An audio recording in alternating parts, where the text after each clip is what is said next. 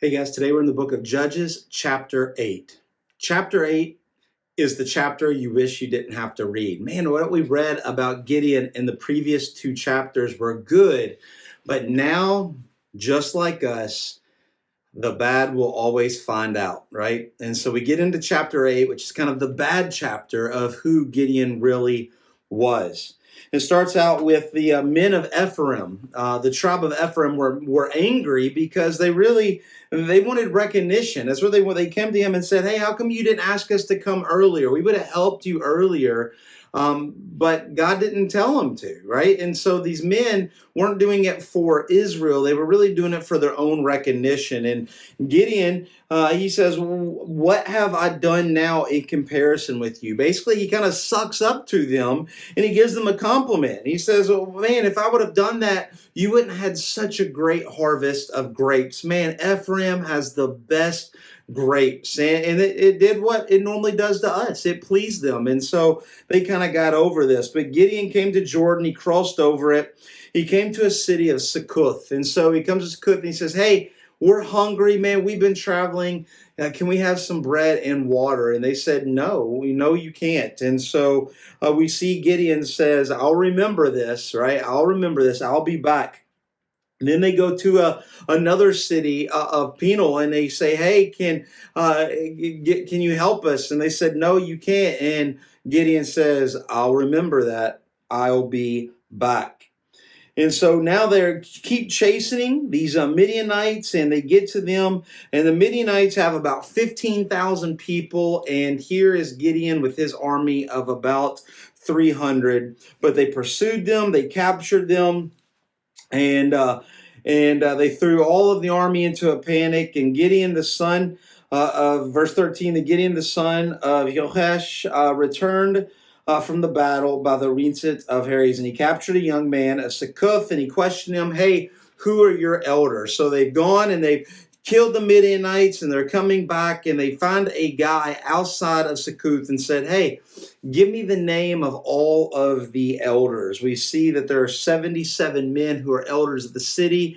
And Gideon, what does he do? He takes thorns and thistles and briars, creates a whip, and he whips them in public, over all of the 77 of these elders. And then he goes by Penal, and he breaks down their tower.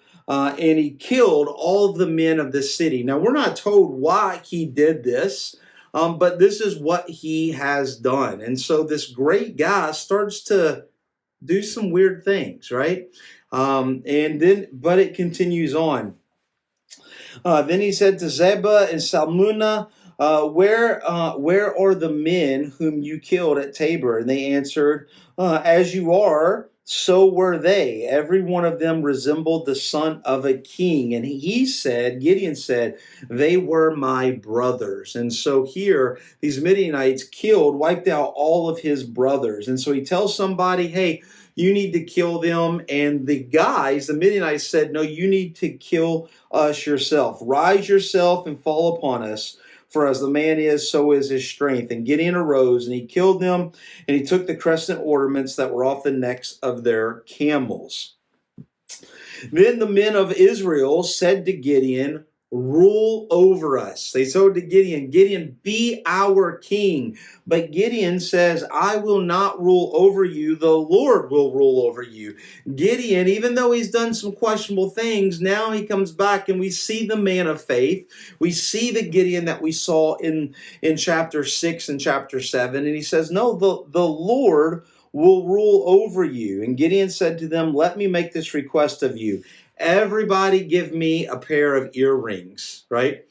Which seems really weird, but you take all these men, they give earrings, and all of a sudden it says that he had 1,700 shekels of gold, or we would say 50 pounds of gold. And what does he do? He goes and he builds an ephod.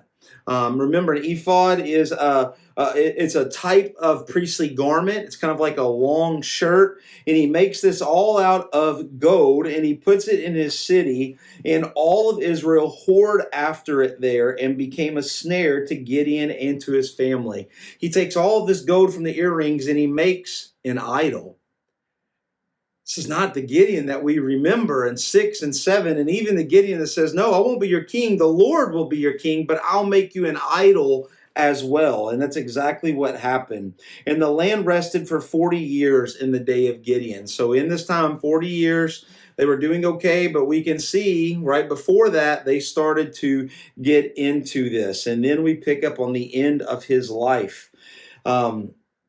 Let's see, Gideon had 70 sons, his own offspring, and he had many wives. Notice this, he had a harem, right? Even we find out in his concubine, which is his sex slaves, who was in Shechem, also bore him a son, and he called his name Abimelech.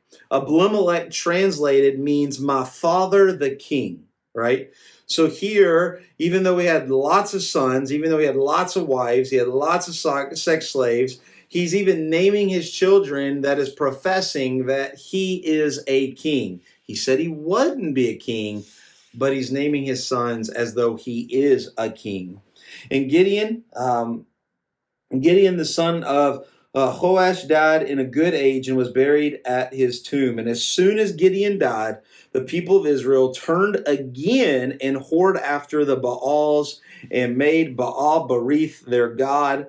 And the people of Israel did not remember the Lord their God who had delivered them. And they did not show steadfast love to the family of Gideon in return for all the good that they've done. So here we see a story of reading of 3 days, 2.5 chapters of Gideon being good. But then we see kind of the fall of Gideon. What's interesting is that when we read this, or when I read this, I think, man, come on, Gideon, couldn't you be better? But in reality, this is the story of us. At times we do things that are great for the Lord, and at times we turn our back and we do things that are horrible or good for us and bad for the Lord. And that's why, taking it to the New Testament, Jesus always told us, what did it take to be a follower of God? It is somebody whose eye was always on the prize. It was somebody whose hand was always on the plow. It was somebody who was always following Jesus, not somebody looking to the side, not looking to somebody for their glory, but it's somebody who was all in, right? Remember, in the Old Testament, we've been reading, those who love the Lord their God with all their heart, their mind, their soul, and their strength will be blessed. Gideon did a lot of it, but he didn't do all of it. We do not do all of it. We do not love the Lord our God with all our heart, our mind, our soul, and strength. At times we mess up, but it is through the mercy and the grace that we are forgiven and our sins are washed. But that doesn't mean that the times that we disobey, that there are consequences, that we may lead other people astray. Gideon makes a golden garment, but then all the people around him follow into idolatry. It's not what Gideon wanted to do. It's not what he intended to do, but it was the consequences of what he was doing as he was sliding away from the Lord. It should always be a reminder to us that we should daily walk as close as we can to the Lord.